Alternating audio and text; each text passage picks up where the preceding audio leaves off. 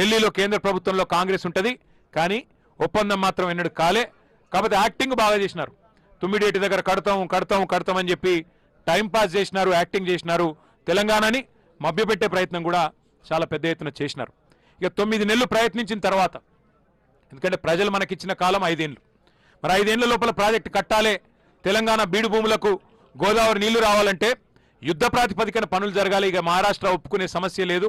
ఇక వాళ్ళతో పంచాయతీ పెట్టుకుంటే మళ్ళీ ఇది ఇచ్చంపల్లి మాదిరిగానే శాశ్వతంగా పెండింగ్ అయిపోతుందని చెప్పి కేసీఆర్ గారు ఒక జల దౌత్యం చేసి 148 మీటర్ల కాడికి ఒక ఒప్పందం కుదుర్చుకొని ఆ రోజు బేగంపేట విమానాశ్రయంలో దిగిన తర్వాత ఆయన చెప్పిన మాట, నా జీవితంలో తెలంగాణ సాధించిన రోజు ఎంతైతే సంతోషంగా ఉన్నానో ఇలా అంతే సంతోషంగా ఉన్నా అని చెప్పి కేసీఆర్ గారు ప్రకటన చేసి, దీంతో మనకు గోదావరి నీళ్ల మీద మనం ఎట్లంటే అట్లా చేసుకోవచ్చు, తెలంగాణ బీడు భూములకు నీళ్లు తీసుకోవచ్చు అని చెప్పి కేవలం 3.5-4 ఏళ్ల స్వల్ప సమయంలో, రికార్డు సమయంలో, ఎందుకంటే ఒక దిక్కు అప్పటికే పోరాటాలు జరుగుతున్నాయి, శ్రీరామ్ సాగర్ ఎండిపోయే పరిస్థితి వచ్చింది.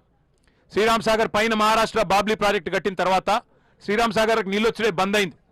అట్లాగే ఇక అమ్మ తెలంగాణ మా ఆకలి కేకల గానమాని కవులు పాటలు రాస్తున్నారు. పల్లె పల్లెనా పల్లేరులు మరిచే మా తెలంగాణలోనా అని చెప్పి మరి ఆ రోజుల్లోనే పాటలు కవులు రాస్తున్న పరిస్థితి. అటు తెలంగాణలో, ఇటు మహారాష్ట్రలో, అటు కేంద్రంలో కాంగ్రెస్ ప్రభుత్వం ఉన్నా తట్టెడు మట్టి తీయలే. తుమ్మిడి హట్టికి ఎన్నడూ కూడా ఒక అడుగు కూడా ముందుకు పడలే.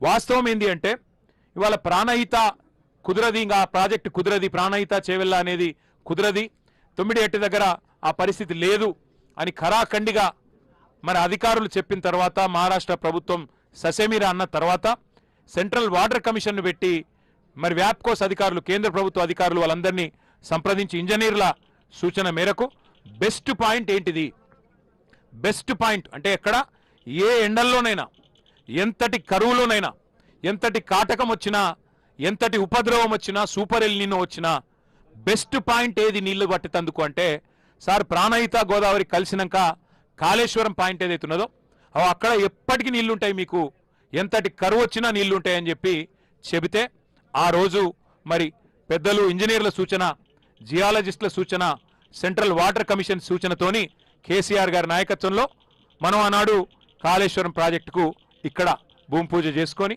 మేడిగడ్డ, ఈ కన్నెపల్లి పంప్ హౌస్తో, లక్ష్మీ పంప్ హౌస్తో మేడిగడ్డ దగ్గర మనం బరాజ్ కట్టుకున్నాం. ఈ నీళ్ళని ఎత్తిపోసే ఒక మహాయజ్ఞానికి శ్రీకారం చుట్టినాం. మహారాష్ట్రకు పోయి స్వయంగా ఒప్పించి మెప్పించి కేసీఆర్ గారు స్వయంగా కష్టపడి ఆ ప్రభుత్వంతో ఒక అంగీకారం కుదుర్చుకొని మరి ఎంత వేగంగా కట్టినారు ఈ ప్రాజెక్ట్ అంటే మీకు చేసే ఐడియా కోసం చెప్తున్నా. ఎవరినో కించపరచాలనో ఎవరినో విమర్శ చేయాలనో కాదు. మన పక్కన ఉంటుంది ఆంధ్రప్రదేశ్ రాష్ట్రం. ఆంధ్రప్రదేశ్ రాష్ట్రంలో నేను పుట్టక ముందు నుంచి, అంటే నాకు ఇంకా ఈ నెలలో 50 ఏళ్ళు వస్తున్నాయి, నేను పుట్టక ముందు నుంచి వింటున్నాం పోలవరం ప్రాజెక్ట్ అని. అంతకుముందు సినిమాలలో కూడా ఉంటుండే, నేను 50 ఏళ్ళు 60 ఏళ్ళ కిందటి సినిమాలలో కూడా పోలవరం ప్రాజెక్టు గురించి ఎప్పటి నుంచో చెప్తా ఉన్నారు. పోలవరం ఒక గ్రావిటీ బేస్డ్ ప్రాజెక్టు, కిందికి నీళ్ళు తీసుకుపోయే ప్రాజెక్టు, గోదావరికి అడ్డం కట్టి కిందికి డెల్టాకు నీళ్ళు తీసుకుపోయే ప్రాజెక్టు. దశాబ్దాలుగా వింటున్నా పోలవరం కాలే, ఇంకా కూడా కాలే. 28 అవుతుంది అంటున్నారు, అవుతుంది కావచ్చు 5-6 దశాబ్దాల తర్వాత. 5-6 దశాబ్దాల నుంచి వింటున్నాం. రాజశేఖర రెడ్డి గారు వచ్చిన తర్వాత 2004-05లో పునాది రాయబడ్డది పోలవరానికి. 25, 21, 22 సంవత్సరాలు అనేట్టుంది ఇప్పటికి, ఇంకా పూర్తి కాలే.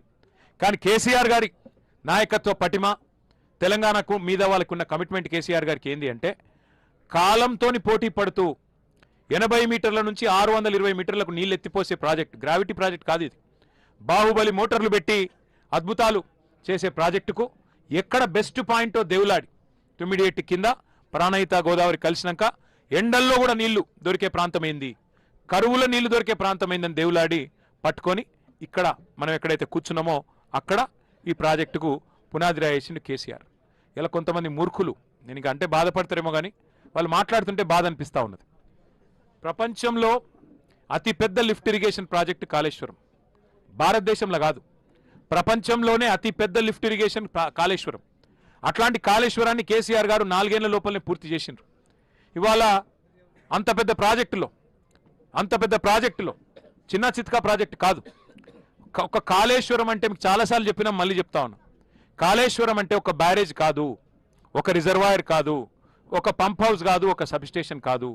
కాళేశ్వరం అంటే ఒక మేడిగడ్డ కాదు, కాళేశ్వరం అంటే ఒక అన్నారం కాదు, కాళేశ్వరం అంటే ఒక సుందిల్ల కాదు. ఇక్కడ ఒక బ్యారేజ్ ఇక్కడ ఉంది, కానీ కాళేశ్వరం అంటే 3 బ్యారేజీలు, మేడిగడ్డ, అన్నారం, సుందిల్లా, 15 రిజర్వాయర్లు. ఏంటి ఉన్నాయల్లా? మా మిడ్ మానేరు, రాజరాజేశ్వర సాగరు, మలకపేట, లోవర్ మానేరు, అటు పైన రంగనాయక సాగరు, మల్లన్న సాగరు, అట్లాగే కొండపోచమ్మ సాగరు, గంధమల్ల, ఇట్లా 1-2 కాదు, బస్వాపూరు, ఇట్లా 15 రిజర్వాయర్లు ఉన్నాయి. 21 పంప్ హౌజులు ఉన్నాయి కాళేశ్వరంలో. అట్లాగే ఇప్పుడు సరస్వతి పంప్ హౌజ్ లాగా, లక్ష్మీ పంప్ హౌజ్ లాగా, పార్వతి పంప్ హౌజ్ లాగా, ఇప్పుడు మనం ఎక్కడైతే కన్నపల్లిలో ఉన్నామో అది లక్ష్మీ పంప్ హౌజ్. ఇట్లా 21 పంప్ హౌజ్లు, 19 సబ్స్టేషన్లు, 203 కిలోమీటర్ల సొరంగ మార్గాలు, అట్లాగే 1531 కిలోమీటర్ల కాలువలు, 98 కిలోమీటర్ల ప్రెజర్ మెయిన్స్, మొత్తం కలిపి 141 టీఎంసీల సామర్థ్యం. ఏది స్టోరేజ్ కెపాసిటీ. మీకు ఒక చిన్న ఐడియా చెప్తాను, నేను ఒక చిన్న మాట చెప్తా. తుమ్మిడిహెట్టి ప్రాజెక్టు ప్రాణహిత చేవెళ్ళ అని పెట్టినప్పుడు, తుమ్మిడిహెట్టి దగ్గర సోర్స్ పెట్టినప్పుడు మొత్తం స్టోరేజ్ నిల్వ సామర్థ్యం ఎంత అయ్యా ప్రాజెక్టు అంటే 16 టీఎంసీలు మాత్రమే. దాన్ని 142 టీఎంసీలకు పెంచింది కేసీఆర్ ప్రభుత్వం. మల్లన్న సాగర్ భారతదేశంలోనే అతి పెద్ద artificial man made reservoir, 50 TMC కెపాసిటీతో కట్టిన రిజర్వాయర్ మల్లన్న సాగర్. ఇట్లాంటి ఎన్నో అద్భుతాల సమాహారమే కాళేశ్వరం. అందులో ఒక్క బ్యారేజీలో 370 పైచిలకు పిల్లర్లుండే 3 బ్యారేజీలు కలిపితే ఒక్క బ్యారేజీలో 2 పిల్లర్ల కాడ కొంత కుంగుబాటు వచ్చింది. సరే, అందులో కూడా లంగతనం ఉందనేది మా అందరి అనుమానం. అందులో కూడా ఎలక్షన్ల ముంగటనే జరిగింది, ఏమో జరిగింది, కొంతమంది దుర్మార్గులు ఏదో చేసిండ్రు, ఎలక్షన్లు గెలిచేందుకు కేసీఆర్ను బద్నాం చేసేందుకని ఒక అనుమానం కూడా మాకున్నది. వాస్తవం ఏంటి అంటే, ఎక్కడైతే 2 పిల్లర్లు కుంగినాయో ఆ 2 పిల్లర్లు లేదా మొత్తం బ్లాక్, దాన్ని మొత్తం తీసేసి మళ్ళా కట్టినా అయ్యే ఖర్చు 400 కోట్లు, కేవలం 400 కోట్లు మాత్రమే. ఆ బ్లాక్ మొత్తం కట్టినా అందులో రూపాయి కూడా మళ్ళీ ప్రజల మీద పడేది లేదు. ఎల్ఎన్టీ అనే సంస్థ ముంగటికొచ్చింది, చెప్పింది ఆ 400 కోట్లు మేము కట్టిన మా ప్రాజెక్టుల నుంచి డిఫెక్ట్ లయబిలిటీ పీరియడ్లోనే ఉన్నది, మొత్తం పైసలు మేము పెడతాం, మేము కడతాం, మాకు అవకాశం ఇవ్వండి అంటే ఇప్పటికి 30 నెలలు అయిపోయాయి, 31 నెలలు అయిపోయింది. 31 నెలలు అయిపోయినా కనీసం ఒక అడుగు ముంగట పడలే. ఇవాళటికి కూడా ఒకటే పట్టుకున్నాడు, కాళేశ్వరం కూలేశ్వరం అయిపోయింది, కాళేశ్వరం కూలేశ్వరం అయిపోయింది అని చెప్పి పనికిమాలిన మాటలు, పసలేని విమర్శలు తప్ప ఇంకొకటేమి కాదు. ఇక్కడ ఒక చిన్న ఇంపార్టెంట్ విషయం మీకు చెప్పాలా. ప్రాణహితలో స్టోరేజ్ కెపాసిటీ కేవలం 16.4 టీఎంసీలు. మరి మనకు కాళేశ్వరం ప్రాజెక్టు యొక్క రిజర్వాయర్ల కెపాసిటీ 141 టీఎంసీలు.